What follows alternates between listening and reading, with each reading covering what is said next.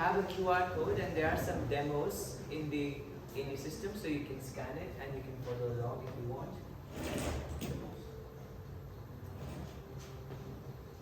So people feel that Bitcoin started around 2009 in city areas, so I don't have to shout. Just come a little closer.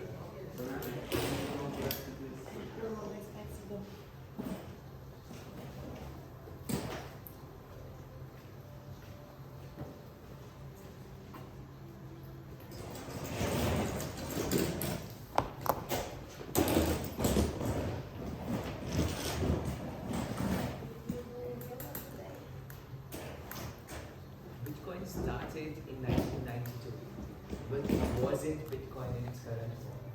There was a group of people near the Silicon Valley. They were working at Intel, they were working at MIT and Stanford, and they saw what the government was doing with NSA. They saw how the US government was tracking its own citizens, how the financial systems were taking over the world, and there was a huge push from the bureaucracy that the encryption system should not reach the public.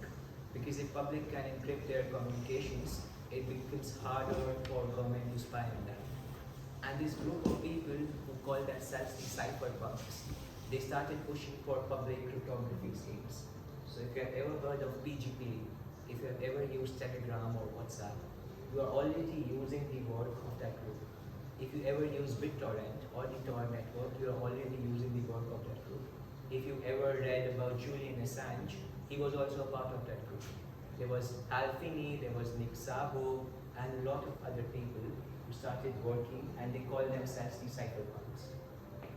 There were two special people there. The first one was Nick Szabo, and the second one was Wei Dai. If you know about Ethereum, the smallest quantity of Ethereum, that's 10 to the power 18. 1 ETH is 10 to the power 18 Wei. That comes from this Chinese scientist Wei Dai. And the term DAI, the DAI stablecoin, also comes from this guy. Because when Szabo wrote his first paper, it was called BitGold. You can imagine Bitcoin as we know it today, but he did not codify a proof of work algorithm. He just said that there is a concept where people would solve puzzles to reach a consensus. If I say anything that doesn't make sense, we will talk about it. I'm throwing some jargons, but we will break it down. We'll see code. So Szabo came up with this idea of Bitcoin and he called it BitGold, but it was theoretical. There was no implementation. There were some missing links. And in Wei Dai, at the same time, not referring to Szabo's work, but at the same time, he came up with the concept of deal money, which is the closest to Bitcoin today. He also did not make a proof of work system. He just wrote that there will be a system like this, and that's what Satoshi built on top of. It was a good time in 2008 because the market was crashing, the housing market in the US crashed, and people realized how dependent we were on the financial systems, how dependent the global economies were, and Bitcoin started popping up in forums. So in 2009, it was posted on Hacker News for the first time. Only 4 people upvoted it. Then again, after 3 months, it was posted again. Then maybe 100 people upvoted it. And the first block was mined on January 3, 2009. So the story has been going on for a long time. And today, it's sold everywhere. Most people know about it. People want to get into it. The fully diluted market cap is 2.5 trillion, maybe a little higher today because it's short up. There are ETFs on the New York Stock Exchange. You can buy Bitcoin at the Hong Kong Stock Exchange, at the Japanese Stock Exchange. There are countries whose official currency is Bitcoin. El Salvador. That happened 3 or 4 months ago. Last bull run, so 3 years ago, they just adopted Bitcoin as their official currency. So we're in this odd space because most people don't know that what Bitcoin is, how does it work. People who know are against it, or they are for it optimistically. They don't understand what's wrong with it, they're just for it. What John says makes a lot of sense. He's right mathematically. There's another side too that I will show you in this presentation. So it's this odd, elusive thing. It's just like money, but we don't understand it. My goal with this presentation is that I break it down to the point where it becomes normal, where you can hear these words and they ring a bell in your head. So it becomes just like normal money. That's what the goal of this presentation is. And this is the outline. We'll talk about history a little bit. We'll talk about why I am wary of Bitcoin, what is happening at the macroeconomical level, and we'll also break down the technical aspects. We'll see code. I have some demos, so that will make sense. Before 1970, money was just a gold standard. Every country had gold in their treasuries, and that's how they would issue notes. But after 1970, the gold standard was not followed anymore. US said we will not honor that, and the concept of a currency started getting backed by the petrodollar trade. So that's why the US wants the Middle East to be unstable, because if they unify, then the petrodollar trade agreement will collapse. But before that, it was just gold. In the UK, in England, it was silver. So £1 actually meant £1 of silver. And there are problems with carrying gold around. If I were to buy grains worth of half a pound, then I cannot break the brick. So an informal credit system just evolves because metals have a logistical issue. And that's what BitGold started to solve.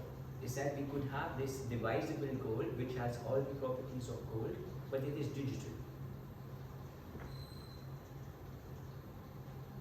As soon as you have a gold standard or any currency, you have a trusted third party, which is generally the government.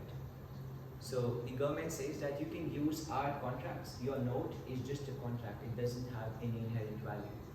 And when you trust them, you give them a lot of power in exchange for convenience. The convenience is that you don't have to carry gold around. You don't have to break the gold bricks down. It's safer, it's more trackable, but then they own all the power to mint that money, and they have been abusing it. That's what we call inflation. So as soon as you introduce a trusted third party, you do get convenience and it is nice, but you lose a lot of power, you lose the value of your money. And Bitcoin's idea is we need all the convenience, but no trusted third parties. We will build a trustless system. We will have all the convenience of cash, of digital cash, but no trusted third party. And this is how we do it. It breaks down to some mathematical concepts.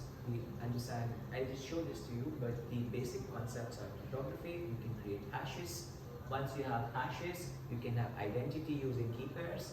Once you have key pairs, you can create a consensus. And once you can create consensus, you can create a blockchain. We do this. If I say something that you don't understand, everybody else probably would. Just let me know. Yeah, I understand. Sorry, I know you do, but if I say something, just point me out.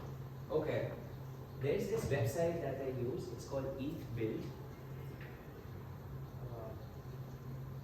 You can go here and you can play around. This is a hash. This is an SHA-256 hash. That's all it is. It's just a function that takes any string and gives you a 256 characters long hash. And I can type in anything. I can type in JSON, I can type in normal text. That's what you get. When I made this presentation, it was for a non-technical audience, but I'll just run through these concepts because I hope you all understand this. And once you have a hash, you have a key pair, which is a public-private sort of key pair. And this is an alternate to KYC, because when you are talking to a bank, they need to know your identity. So when you sign a check, they can actually see that the account number matches, your signature matches, and if you have that money, only then the money goes to the other person. But if there is no trust in the system, if the system is open and anybody can talk to it, then you need something that's mathematically verifiable, and that's what a key pair is. Your wallet is just a key pair manager. And I have a small demo here too. There are two functions on a key pair, things that you will need to do with a key pair. Is everybody here aware of the concept of sign and verify? Okay, I manuscript with him. But He used it, but I'm not sure if I know or I understand. okay, you would probably know. So this is a keypad, and it has a public key, it has a private key, and it has an address. Okay? So I can take the private key and I can sign any message. So I can sign this, I'm signing this message, I can add something to it. And when I sign it, I get a signature. And I also get the message. So once I have the signature, this is the signature, and once I have the message, I can broadcast it to the world. And anybody who has my public key can recover the message. And it happens like this. So I go to the recovery mechanics now.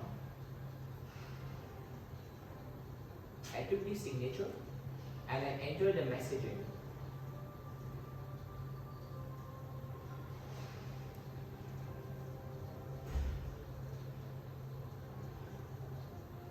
When I go for recovery and the message that I've entered is same as the message that came in, then I'll get an address out. This address will match the address of the keypad.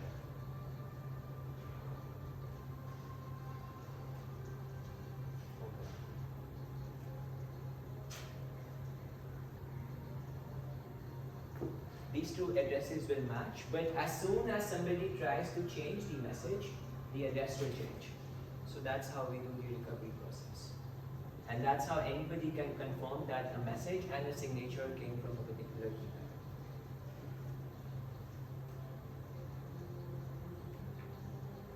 Now, the consensus problem with the government is that the government tries to influence the banks. If you are a bad actor in their books, your bank accounts get suspended. You might not be bad, they are to judge. So if you are not aligned with their policies, they can take control over your bank accounts. In a normal case, if you have money, you can tell the bank to send the money to whoever you want to send it to, and the bank should send it to that person. But because banks have this super authority that can control them, that can influence them, it is possible that you get locked out of the system. It is possible that your money doesn't reach where it needs to reach. And that's what we do. For a user, nothing changes. For a user, I'm still sending money to somebody I want to send it to. But we remove the banking system, we remove their local ledgers, we remove their local databases, and give it to everybody in the world. Anybody in the world can have their own copy of the ledger. Anybody in the world can facilitate those transactions, and everybody will get rewarded for facilitating those transactions. These nodes are called miners. All miners have a copy of the entire network, which is called the blockchain. We build the blockchain right now.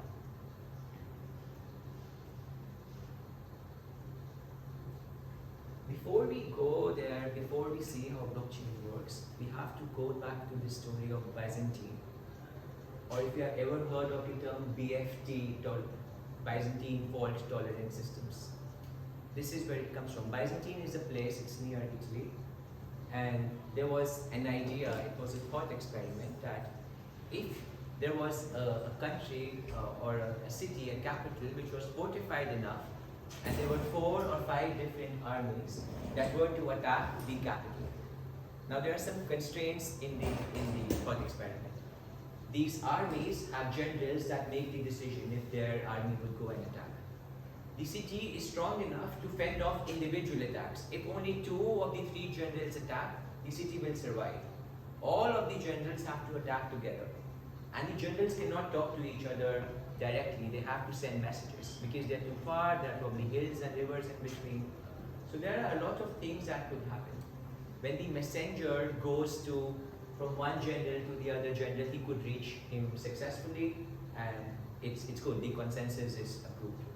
But what if a messenger was captured on the way and a hoax messenger was placed in place of that messenger? That way you can change the message in between. It could also be you could have a general who is a traitor, who can receive the message, acknowledge it, but still do not attack, who can just retreat. So this is the Byzantine problem. How do we solve this consensus problem? How do we make all the generals attack at the same time? And you do that by proving your intent. So the messenger can not just carry the message, he or she has to carry a proof of intent. And that intent could be the tiny finger of all the soldiers of the general's army. So the general can ask 500 soldiers to cut the small finger and pack it with the messenger, and then the messenger could take it to the other general, and then he could show it. So the general proved that I have the army, I have the capacity and the intent to attack. And then the other general will do the same. He would cut the middle fingers or the small fingers of his entire army, send it in a bag to the third general, and that's how the proof or the intent to attack can be proved. Because they put in a lot of cost because they're cutting the fingers of their, and we have only 10 fingers. So that's one way to do it. It's terrible, but the idea is simple. You have to say that you put in a certain investment in order for everybody else to believe, and that is proof of work.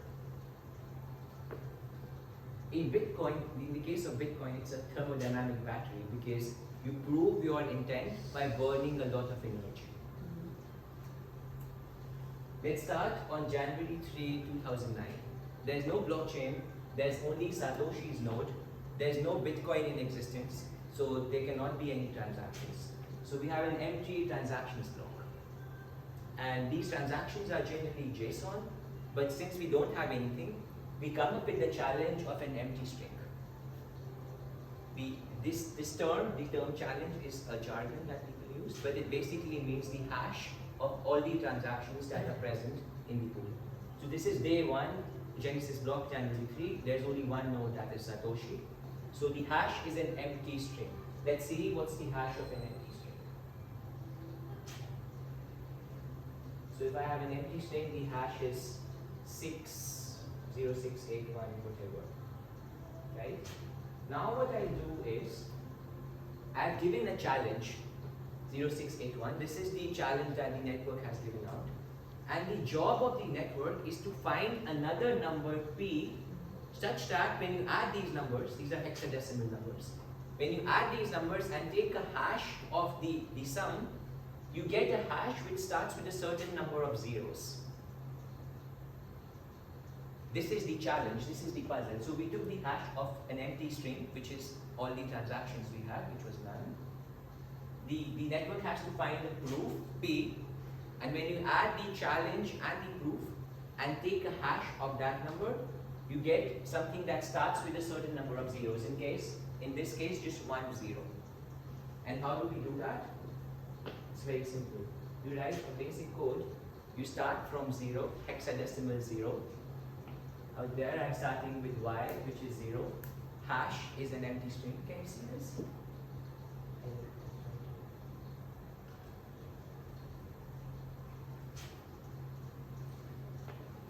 So this is the hash of the challenge string, or this is the challenge string, hash of the empty transaction.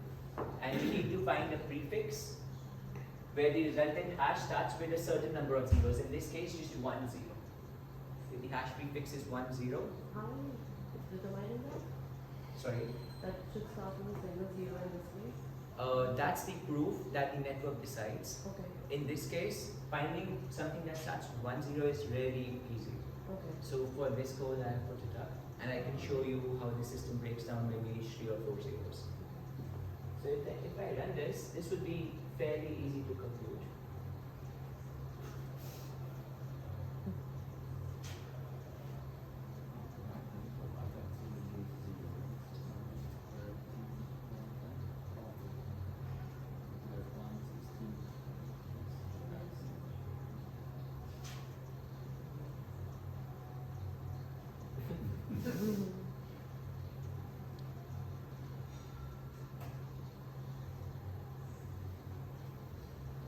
So in this case, for this challenge, the number 12 is the proof. Because if you take the challenge, add it to the add 12 to it and take a hash, you get an SHA which starts with a 0. Actually, that hash is proof, right? No, in this case, 12 is the proof. This is called proof. Yes. This nonce, this number? Nonce is different. No, different. Okay. This is just the proof, not just something else. I'll talk about it. So once you found the hash, once you have found the proof, you can just broadcast it to the network that I found the number 10 in this presentation when I was making it. I took a different challenge string. So this should be 12. So you can broadcast it to the network that I found a proof which is 10, and when you add it to the challenge and take a hash, you get the correct number. You get a hash which starts with 0. It's one single 0. And the network would broadcast it to others. If there are other nodes in the network will broadcast it to the other nodes. In this case, I made a pseudo node because we are just starting out. There is no node. Once the network broadcasts it, and every other miner says, okay, this makes sense, that is the proof of work done. And that's when you create your first block. This block is the hash that we just found out. So every block hash starts with a certain number of zeros, and the block will be put on the chain. And the miner who found it will get the coin-based reward of 25 bitcoins. When it started, it was 25. Starting yesterday, on 19th April, it became 3.25 something. So it halves every 4 years or every 8,000 blocks or something. Now the miner has 25 bitcoins, which is probably Satoshi. This is the first time the network has seen bitcoins. Before this, no bitcoins existed. And the miner got super excited and he posted on the forum that I figured it out. And a few people started joining in. 2 other people saw that there is this code that you can run and you get imaginary money. And Satoshi also called his friend Alice from the banking system, asked her to make a key pair and send some money to her. So now we have a proper transaction. Satoshi had 25 Bitcoin, the first node had 25 Bitcoins because of the Coinbase reward. He created a transaction, said send 5 to Alice, her key pair, send 19.5 back to the node, to me, and 0.5 would be the transaction fee. This is decided at the network level. There's an algorithm to figure out what the fee is at a given moment, and it is decided on the basis of the congestion. Now we have a proper transaction. And now this is a JSON. I put it in a block form, but this is actually a JSON. And this is where the nonce comes in. So every transaction has a nonce, which is a unique ID. And you need a nonce because if I broadcast this transaction now, I have a signature from my key pair. Tomorrow, somebody else can see that transaction with the signature and broadcast it again. And it will be valid because I did sign it. And that's why you need a nonce. If you add a nonce, which is an incremental ID, then no 2 transactions will ever match. There can only be 1 transaction with the same nonce. That's why you need to add the nonce to every transaction. One question. Yes. When you add a block, that block is not a transaction. It's a combination of transactions. It's a combination of Yes. multiple transactions. Yes. Just imagine all the transactions, the hash of all transactions added, and the hash of that resulting number. Is the block. Yes. So how do you decide how many transactions make a block? We don't decide that. People would just broadcast it to the network. It's called the mempool. And then miners will start picking it and start forming their own blocks. And then they will stop at some point to figure out, to find the challenge, to create a proof for the challenge. And while they are working on it, the other transactions will stay in the pool. There is a limitation for block. Yes, there is a Transactions limitation. you can include. Yes. So in mempool, if you have many transactions, Yes, you have two- unlimited. Yeah. It's And for the it's block about has- incentive for miners. So the person who pays the most fee is more likely to get his transaction included in the block. But multiple people could be trying to solve the same challenge. Yes. Parallel. Yes. We'll see that right now. So now we have 3 miners of the block and we have 1 transaction. So everybody will start solving the challenge. The same, we create a challenge string which is a hash of this transaction. This is a JSON. And you hash the JSON with SHA-256 like we just did. That creates your challenge and this is broadcasted to the entire network. If there are other transactions that come into the network after this challenge was created, they will just stay in the pool. And they'll be picked up in the next iteration. So now we create a challenge and now the other miner mined it and he gets or she gets the Coinbase reward and we have a new system. Now the initial sender has 19.5, this new person has 5, the miner gets the Coinbase, and the miner also gets the 0.5 Bitcoin fee. This doesn't show it, but the miner gets it. So whoever mines it gets the Coinbase reward and the transaction fees. So what was Alicia like doing in this case?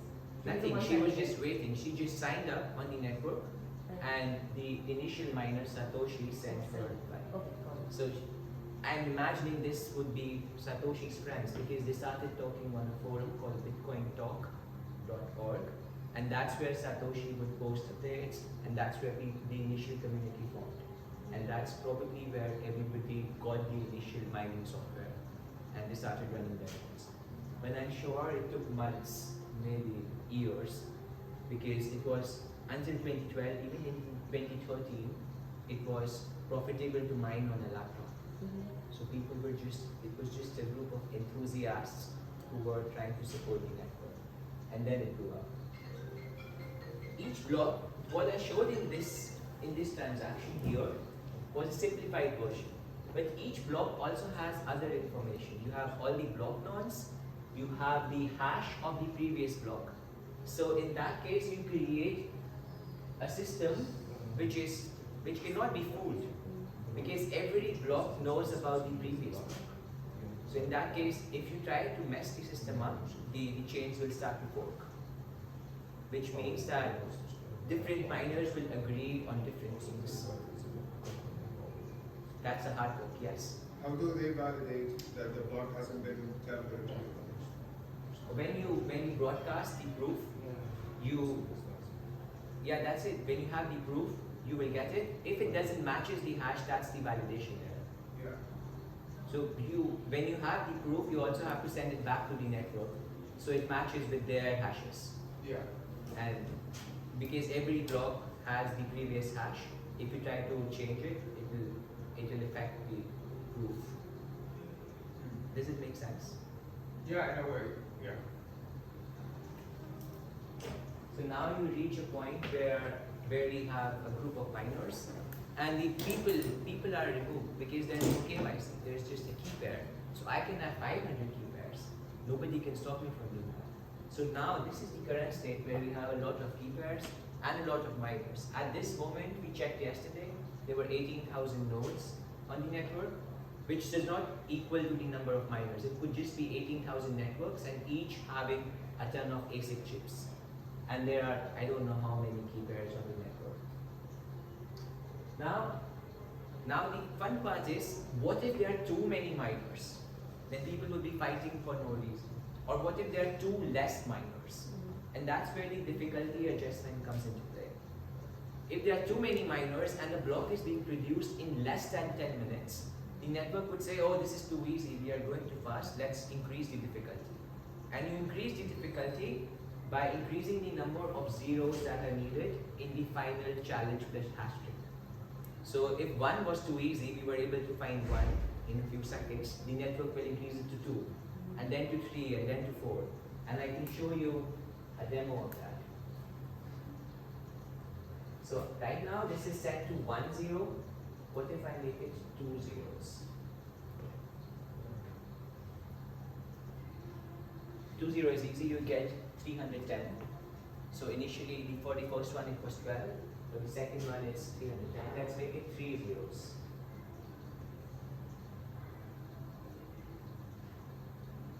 This should be pretty easy too. 508, not that hard. Let's make it 4 zeros.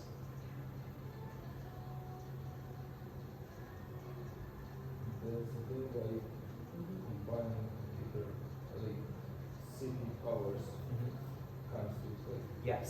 So for 4 zeros, we have to go to 25,000. For 5 zeros, I don't even think this will work. Let's see.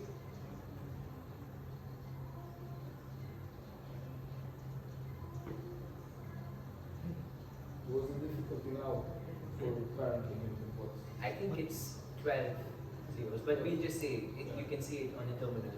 So for 5 zeros, we have to go to 530,000. Let's try for 6 zeros. I want to break this. I know this breaks at some point. You mean it takes a lot of time? Yes. Yeah. Yes. And do we know how is the like the growth curve, the difficulty curve? Is it No, like because it's random. But if there are enough people on the network, you will, the goal is to have the block time at 10 minutes.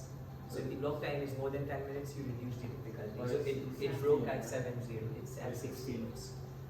So we can't get 6 zeros. It runs out of memory, when router runs out of memory. That's why you need special chips called ASICs that are just meant to compute these hashes at a crazy fast rate. And they consume a lot of energy. If I've ever seen a farm, I can show you a video of the farm.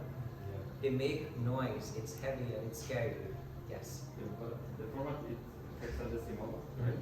So every zero means on average 16 times more computation needed, right? Is this the question or? yeah, I think I wasn't considered the But distribution it's limit only, and time it's limit. only assuming that you find the hash at the last number. So if there are 2 to the power 16 possibilities at every step, if that was the case, that 16 times more computation needed, it means that the hash is at the 2 to the power 16 level. So you have to go through all the number and the last one is your proof. But the proof can be anywhere in between. So it's probabilistic. Yeah.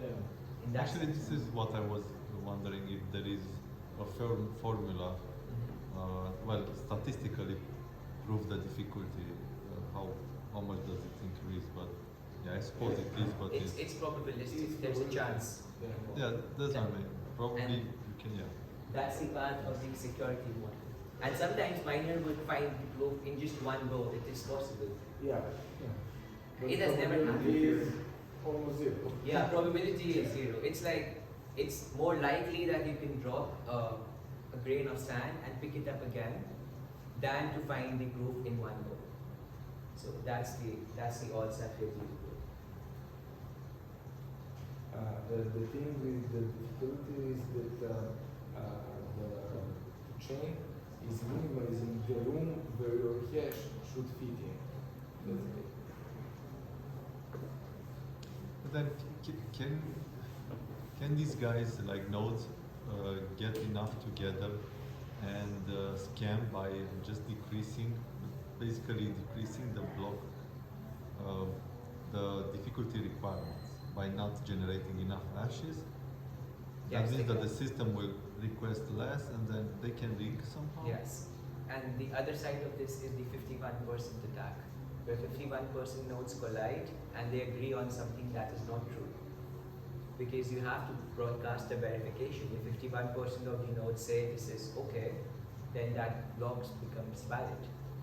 So that's one, you can collide. You can also preferentially pick up transactions. That happens in Ethereum. It's called MEV, miner extracted value, where the nodes collide and give preferential treatments to some transactions. That can also happen. I don't know if there's a term for that, where miners collude to decrease the difficulty, and the other one is 51%. So we now know about hashes transactions. Coinbase is new. Coinbase, the company, just took over this word because it's nice. But Coinbase makes the reward that comes out of every block. And now we can just go to the new hedge app and see all the statistics that we have. This is live and you can also check it. The price is 65,000. The block height is 840,000. That means there are 840,000 blocks right now. Average block speed is 9.89, which is very close to the 10 that we want to have. The rewards are 3.1.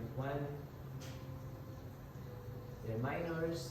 There is the supply. 93% has already been minted, and these are the nodes that are running right now. So 18,000 nodes.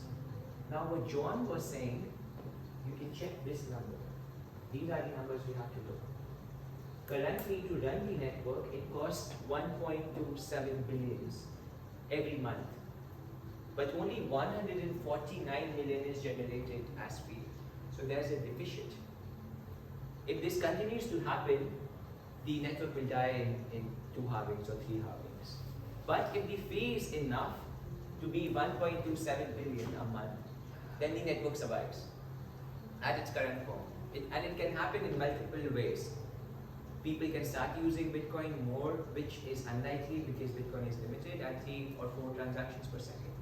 or the price of Bitcoin can become 10x. Because if this becomes 10x, the fee being earned right now becomes 10x, then we reach an equilibrium. So that's the other perspective. It's unlikely, sorry. But still, every transaction will be very expensive, right? It will be expensive, So yes. it will be, it won't make sense to publish transactions for some small amount of Bitcoin. No, it won't. Even today, it doesn't make sense to publish transactions. Yeah, so if I have very small amount of Bitcoin, I will basically lose my funds because it won't be. Yes. What will more likely happen is small amounts will be on exchanges, and exchanges batch transactions. That's one. Or you would go to liquid. Liquid is Bitcoin L2 or Lightning. That's the same thing. And then you don't have to pay these.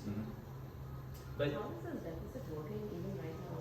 The cost is 1.7 billion and you're only making no, because of Coinbase. Because Coinbase is 1.27 billion. Got it. So inflation is paying the network, not the fee. For Ethereum, it's the opposite. For Ethereum, the fee is paying the network. That's why it's more sustainable. But for this, it's Coinbase that pays the fee. Coinbase is inflation because Bitcoins are being generated.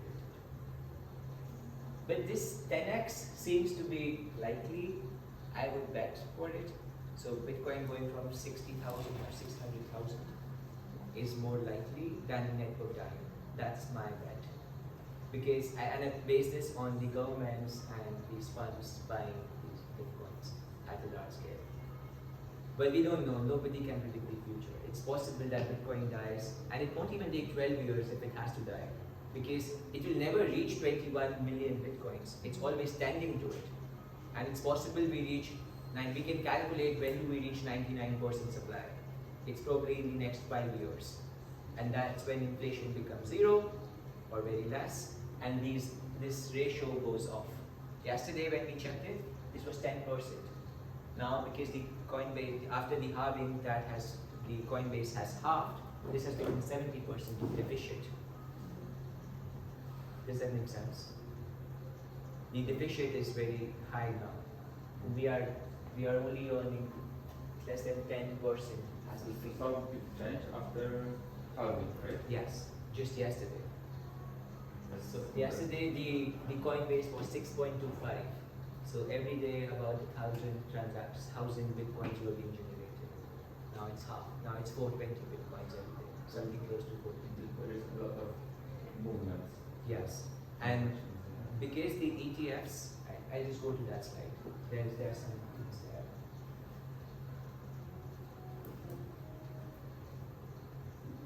This is the current holding, which I found to be really off, and there are a lot of red flags.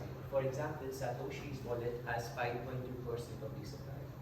This has not moved since Satoshi vanished. What if this moves? Then the network is dead. Because when we say that the market cap is 1 trillion or 1.5 trillion for Bitcoin, it is assuming we have that liquidity. It's the fully diluted market cap.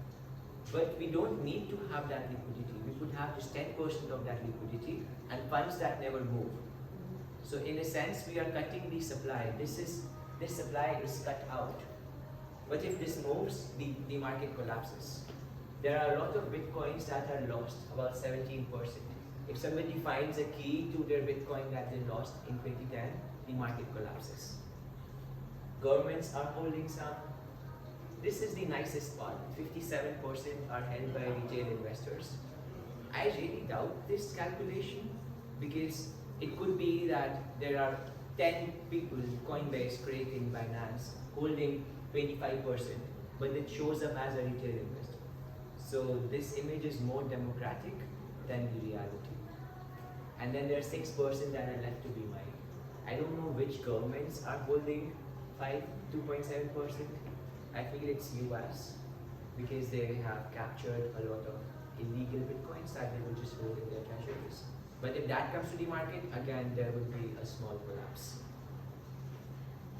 How, like you said, how does the value of the coin work? Like who's attaching the value? You speak with louder. How is someone attaching value to this coin? I'll just get to it. Okay. And that's the last slide. Okay. There's a company called Blockstream that makes Lightning Network or the Liquid Network. And Blockstream sponsors all the core devs. It is possible for Bitcoin transaction to go to 100 per second, even higher. It is possible for us to have more transactions every block by increasing the block size. But the core devs always reject that proposal. And there's this odd coalition where a company that makes an L2 network is sponsoring the core devs, and they would not let them increase the block size. So there's a negativity in the community where people are against increasing the block size because the core devs are against increasing the block size, and core devs are funded by an L2 network. Does this make sense?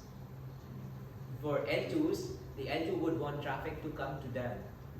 And they can do that by restricting Bitcoin. And they do that by paying the core devs. So all the core devs are on the payroll of the L2 network. And the core devs refuse to make any changes to the actual Bitcoin core. And that's Blockstream. They have been doing this for years. And nobody knows it. This is sad. You can easily go to thousands of transactions per second by increasing the block size and by then chaining one more thing. And it could be done by Hardcore. Hardcore, yes. There is a team there's another Bitcoin variant called Bitcoin Cash. They did it, but they are so toxic that nobody wants to listen to them. They speak the truth without any diplomacy. So they have become this fringe chain. And if you had Bitcoin before the BCH fork, your money practically doubled. Because when you take a hard fork, you have money on both chains. So when the hard fork happened, it minted hundreds, maybe thousands of millionaires. Because if you had Bitcoin for 10,000, you suddenly had Bitcoin for 20,000, and you can sell it. That's why the price of BCH went down. But this is very sad. Nobody knows about it. It's still happening. Blockstream is still sponsoring the core devs of Bitcoin Core. And then there is Tether. This is probably the worst. This is probably what will take Bitcoin down. Not the inflation, not the 12-year period where the rewards become less. There's this company or the stable coin called Tether. Their promise is that we have enough dollars in our system and we are minting Tethers equivalent. So if there are 10 Tethers in the entire network, right now there are about 107 billion Tether coins. Their promise is that we have $107 billion in our bank account. And they have never been audited. Not even once. That's one red flag. The other thing is that now they say that they back Tether not just with dollars but with other assets which include bitcoins, which includes loans to other companies. So they can practically mint 500 Tether coins and buy Bitcoin with that and put that Bitcoin on their treasury, limiting the supply of Bitcoin, limiting the supply of free Bitcoin. And then they can mint more Tether from the 500 that they initially bought from and buy more Bitcoin. It becomes this odd feedback cycle where you can continue to print money and then inflate the price of Bitcoin by holding it in your treasury. And you're just selling the same thing over and over again. And this has been happening for years. All the pumps that we see every time Bitcoin jumps a crazy amount by $10,000 or by $50,000, Tether is doing something. They have never been audited, and every major exchange supports them. Every major exchange has all coins trading against Tether. So this is such a black hole in the ecosystem. And there is a documentary by CoffeeZilla. If you want to become anti-Bitcoin or anti-crypto, just watch this. Because once you watch this, you will understand how fragile the system is. If Tether collapses, if Tether was ever to publish a report of their finances, they have never done it in years. And they claim that they just say, trust me bro, we have that money. And people are trusting them. So if they were ever to publish, ever to get audited by a proper firm, the system will probably collapse. So this is the shape of it. There's also a different thing, which is similar but not as shady. There's a company called MicroStrategy, and you probably would have come across somebody called Michael Saylor. He had a software company which was super successful, but not growing, and they had a lot of cash on their balance sheet. So Michael Saylor started buying Bitcoin from the company capital, and then he would loan the stock of his company to buy more Bitcoin. So I have $10,000 right now. I buy Bitcoin worth $10,000. The price of Bitcoin goes up. That means the price of my company goes up. Now I loan my stock and get more cash and buy more Bitcoin. You see the circle? I can continue to inflate the price of Bitcoin just by loaning my money out, loaning my stock out, and he has been doing it for years to the point where it reaches the S&P 500 index. Their value right now, because of the Bitcoin that they hold, is 295 on the company's list in America. So if there's any pension fund, if there's any 401k fund, if there's any retirement fund, if people, normal retail investors are buying the indexes, they are indirectly buying Bitcoin. And then he inflates the price of Bitcoin by loaning more stock out. And this is all legal. So I'm not able to comprehend what is happening, but this is happening right now as we speak. This is another gaping hole in the system, and I don't know where it ends. So Bitcoin is so old, and it is good, it is very secure, it's probably the most secure. I feel it's more secure than Ethereum. But it has all these negative connotations, negative events attached to it. I didn't even cover all the negative events that happened. Like there was Mt. Gox that collapsed. It was an exchange that collapsed. There was FTX that collapsed. And there have been many hacks, numerous hacks. So Bitcoin sold consensus for money, just for money. As we saw that in the first slide, we just removed the banking system. But this guy, Vitalik, when he was a teenager, that's when Vitalik is probably my age now, maybe a little younger. And his job was to write articles on Bitcoin, because people would pay him in Bitcoin and he liked the idea.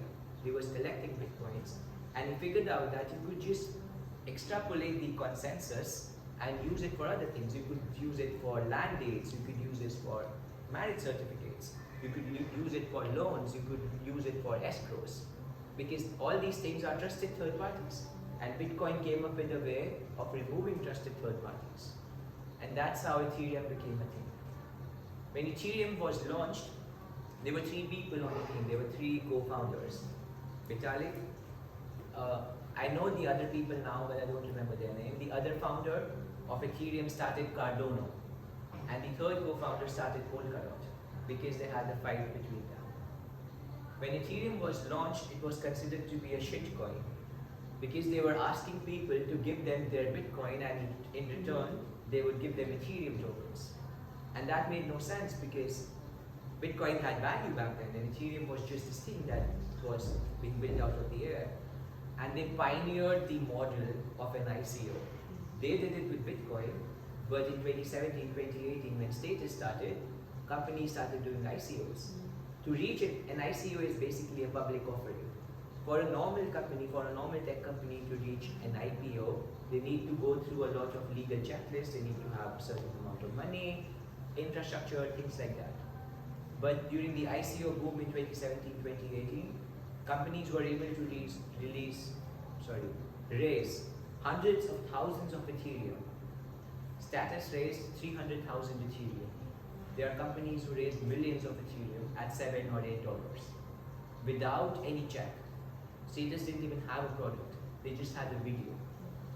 And other companies just had white papers. You could literally write anything in a white paper, go to the market, have hype around your white paper, build a community, and raise capital. So this is the bad part. But on the flip side, we do have these smart contracts where people can run apps in a distributed, decentralized way. So that works. I hope we find a use case for it. We have never found a use case yet. There are hundreds of companies, billions of dollars being poured into development of smart contracts. There are probably 200 chains now that support smart contracts, but there is no use case. it's just a solution looking for a problem. People say that you can build something, but the only use case right now is stablecoins, which is Tether, Super Shady, and store of value, which is Bitcoin not becoming gold. Sorry, Bitcoin becoming gold, not a currency. That's the only two use cases that kinda work, but with a lot of ifs and a lot of buts. Most people don't know about this, most people don't have to know about this, and I might sound negative, but our banking system is probably worse. This is all in the open, so you can go there, audit it, people like you can talk about it, read about it. But our banking system is probably 100,000 times worse. We don't know, we have no data on inflation, we don't know where our money goes, we have to pay taxes, we are being tracked everywhere. So it's important to have the negative aspect, but also an optimistic vision. So I know all the negatives, that's what I presented, but it's also optimistic because you can send money to people in Syria. Syrian currency just loses its value because how unstable they are. But if people start buying Bitcoin, they become stable. You can pay people in Argentina. That is happening because Argentinian government just messed up their economy and now they can just peg themselves on the Bitcoin network, which is great. So Bitcoin decentralizes, it takes away the power from a selected few and it gives it to the people. The way in which it does it is probably not the best. It's probably bad, but it's better than what we know so far and what we are used to. I feel that Bitcoin paved the way for things like Ethereum and Solana to exist, for things like Tron to exist. And we will see the next generation. We are probably at the 5th iteration right now. So first was B-Money, BitGold, things like that were not ready. Then the second generation was Bitcoin, then came Ethereum, then came the other chains, Solana and others. And now we are seeing it maturing. Now there's a system. Now there are people who know how to develop these things. There are people who are trying to build these apps. I'm very critical because I think 15 years is a long time and we don't have anything to show. Not just status, other companies as well. There's no DApp that is useful. They're just wallets and exchanges and people who just do degen trading on these tokens. But no company has delivered anything of value except for Tether, which is super shady. Tether delivers something of value. Having stable coins is valuable. But I hope we reach somewhere because this is new. This is an experiment at a scale that we have never done as humanity. We are just building a new financial system. So I hope it works out. That's it. Thank you. Is there any questions?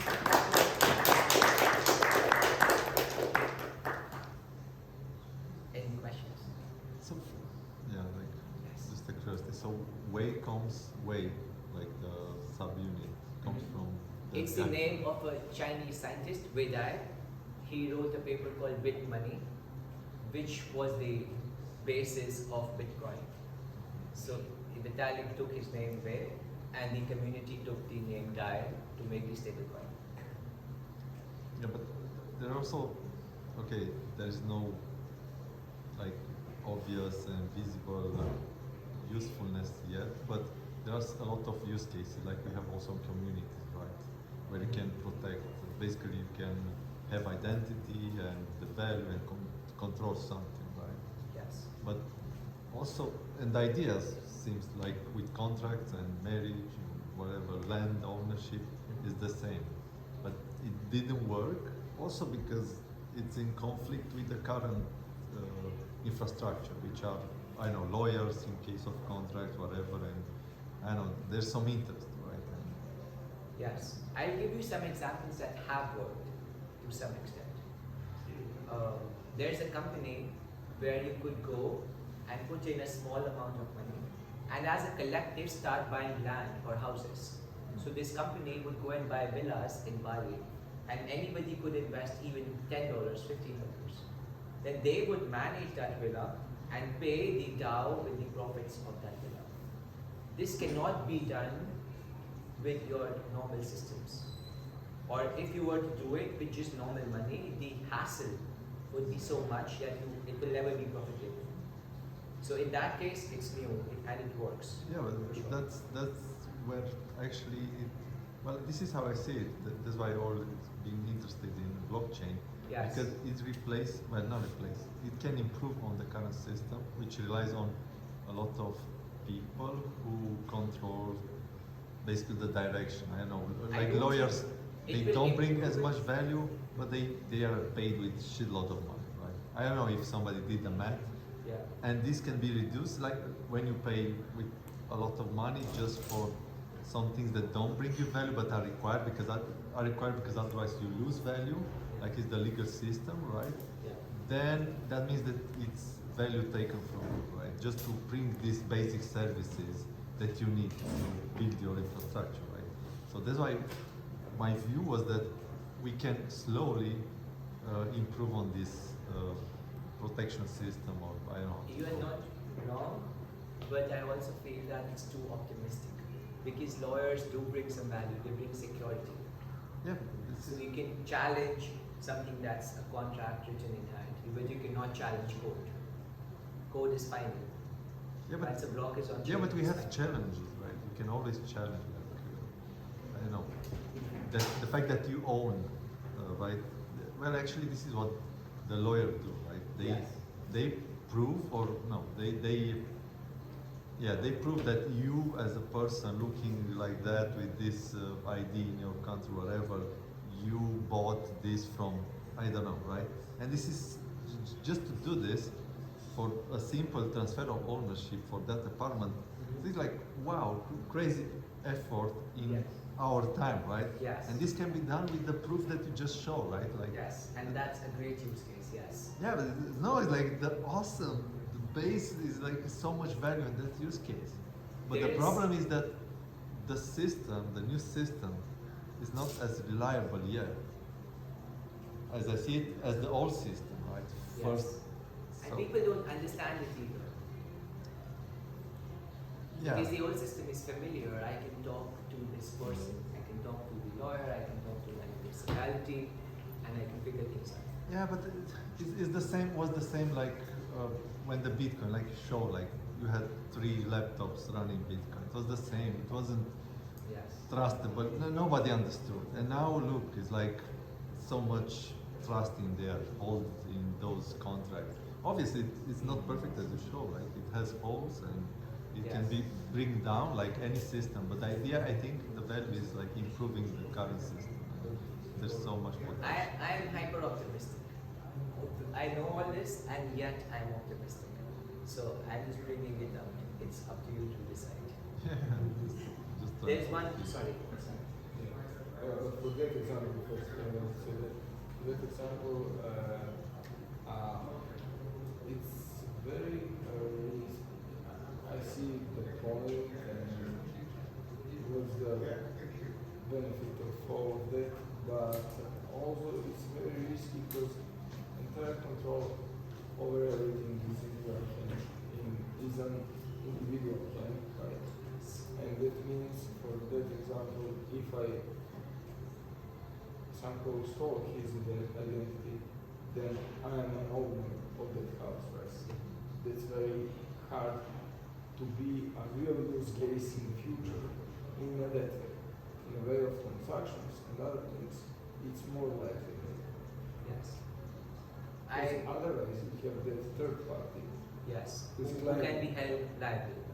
When, if the world goes down, if there are more wars, if people stop trusting each other, if we go back to barbarism, then Bitcoin is amazing. Because then you are responsible for yourself. But if we were to grow as humanity, where people trust each other, I would want to grow up where people trust each other. That makes your life easier. So in that case, Bitcoin doesn't fit. And that's the position. That's where it starts. And there are other coins. Ethereum fits everywhere. Solana fits everywhere. This is just Bitcoin. And this is what paved the way for other things. And one more thing about the communities. Sorry, I just mentioned this. Communities are huge. Because when you talk about consensus, you're also talking about belief. There's a belief in the US government that they will not default on the US dollars even after what they do. People know that there's inflation, people know that their groceries are becoming more expensive, but yet they are the best party to trust. They still believe in the institution. And that's what community does. If you can form a community with its own currency, you have a small number of people that believe in an idea, and then that idea can grow up. That's why we should internally as a team, we should continue to push Waku for communities. Because I've seen this happen.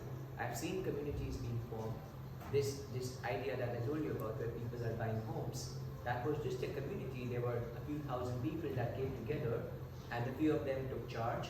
They built that infrastructure, hired the lawyers, and they have a company now. A company that nobody owns, it's a collective.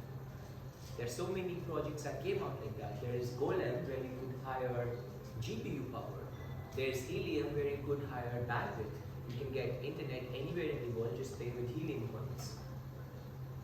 So there are a lot of projects that come out from a grassroots level. And for that you need communities.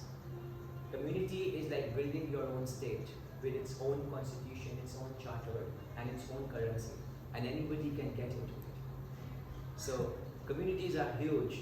If you see Discord and Telegram, there are people who would make these utility apps, these small bots where you can get token gating, where you can form your own currencies, but it is so scattered right now. And Status's vision was to streamline it. That's a great vision, and I would back it anyway. I've seen it firsthand. I've built my own community. I've used all these tools. I've paid for all these tools, and it works. You could build. You just need to bring 1,000 people together who trust you, who believe in you, to replace your day job. If you have 1,000 people who believe in you, they'll pay you enough that you can pursue the idea that you want to pursue. In crypto communities, it's very normal to have 100,000 people, 200,000 people, 1 million people. It doesn't sound odd if I would say that MetaMask community has 2 million people. It's believable. And that's a lot of energy, a lot of power. And you can convert that into financial systems. Just like a country is a set of ideals that people believe in, and then they fight for it. And that's how economies are born. So that's huge, that's amazing. Thanks a lot. Awesome presentation. Thank you. I have one question. Just about the thing that you mentioned about Bitcoin. Why do you think, maybe I didn't follow that part, but why do you think that it will collapse and be unusable in 12 years, as you mentioned? Because the number of Bitcoin